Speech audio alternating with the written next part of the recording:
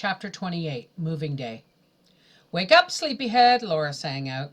With both hands she rolled Carrie back and forth under the quilts. "It's moving day! Get up quick, we're moving to the homestead!" Quickly they all ate breakfast, wasting no time in talk, and Laura washed the dishes and Carrie dried them while Ma packed the last box and Pa hitched up the team. This was the gladdest moving day that Laura had known. Ma and Mary were glad because this was the end of traveling. They were going to settle on the homestead and never move again.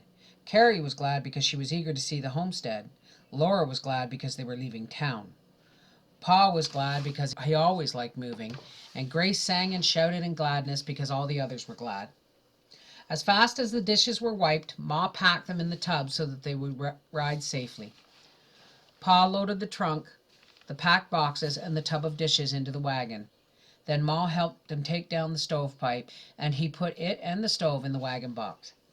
He laid the table and chairs on top of all, and he looked at the load and tugged his beard. "I'll have to make 2 trips so we can all ride," he said. "Get the rest of the stuff ready and I'll be back." "But you can't unload the stove by yourself," Ma objected. "I'll manage," said Pa. "What goes up must come down, and I'll rig up some skids. There's lumber out there." He climbed into the wagon and drove away. Then Ma and Laura rolled the bedding into tight rolls. They took down Ma's big bedstead and the 2 smaller bedsteads that Pa had bought in town, and they packed the lamps carefully in a box, right side up so they would not spill the kerosene. They stuffed the lamp chimneys with paper and wrapped them in towels and packed them beside the lamps. Everything was ready and waiting before Pa came back. He put the bedstead and the boxes in the wagon and laid the rolls of bedding on them. Then Laura handed him the fiddle box and he tucked it carefully among the quilts. On top of it all he laid the whatnot on its back so that it could not be scratched. Then he brought Ellen and tied her behind the wagon.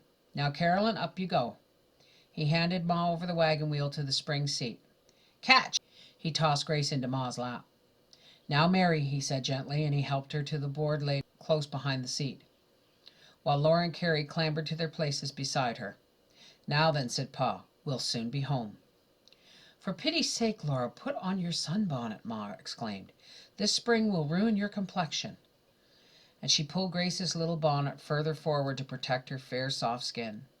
Mary's face was far back in her bonnet, and so was Ma's, of course. Slowly Laura pulled up her own bonnet by its strings, from where it hung down her back. And as its slatted slides came past her cheeks, they shut out the town. From the tunnel of the bonnet she saw only green prairie and blue sky. She kept on looking at them while she held on to the back of the spring seat and joggled to the wagon's jolting over the wind-dried ruts of mud.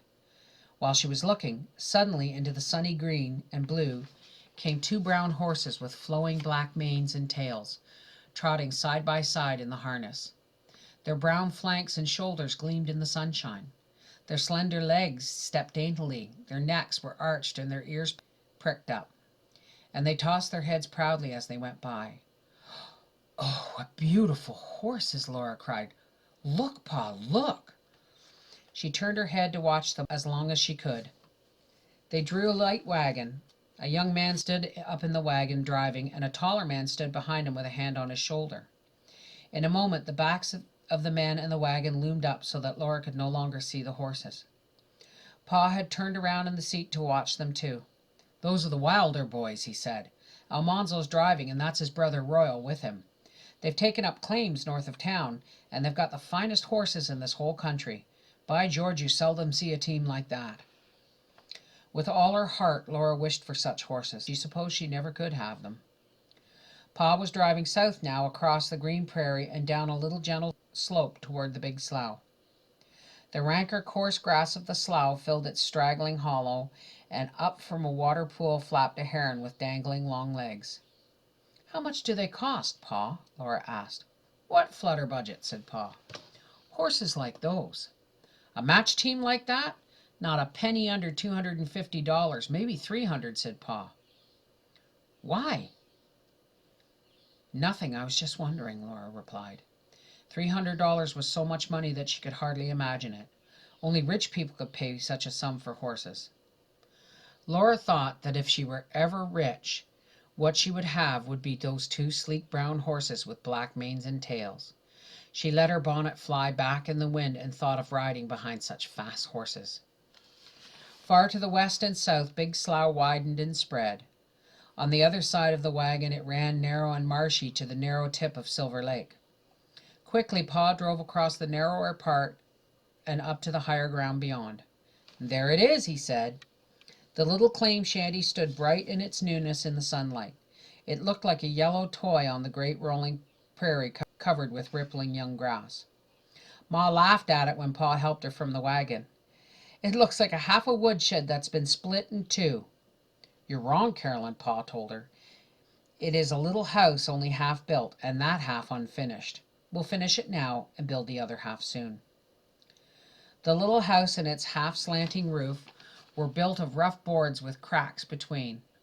There were no windows and no door for the doorway, but there was a floor, and a trap door in the floor opened into a cellar. "I couldn't do more than dig the cellar and put up rough walls yesterday," said Pa. "But now we're here, nobody can jump our claim, and I'll soon fix things up for you, Caroline." "I'm glad to be home, Charles," said Ma. Before sunset they were all settled in the funny little house. The stovepipe was up, the beds were made, the curtain was hung to make two tiny rooms of the one small room.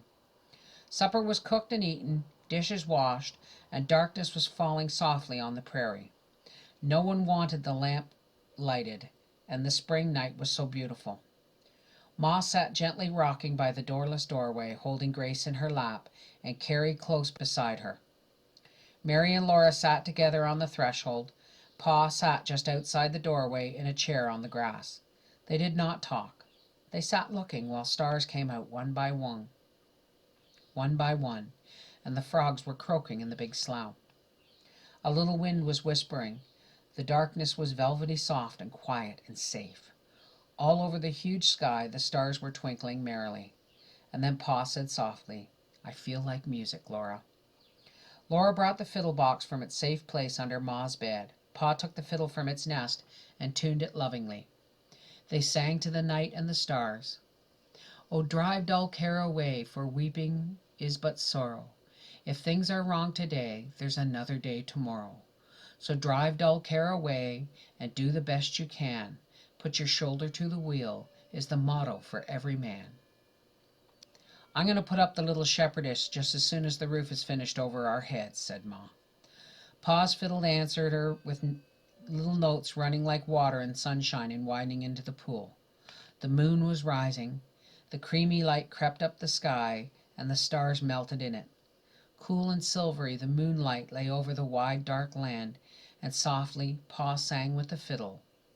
"When the stars are brightly beaming, and the sighing winds are still, when the twilight shadows hover o'er the lea, there is a tiny candle gleaming from the cottage 'neath the hill, and I know that little beacon shines for me."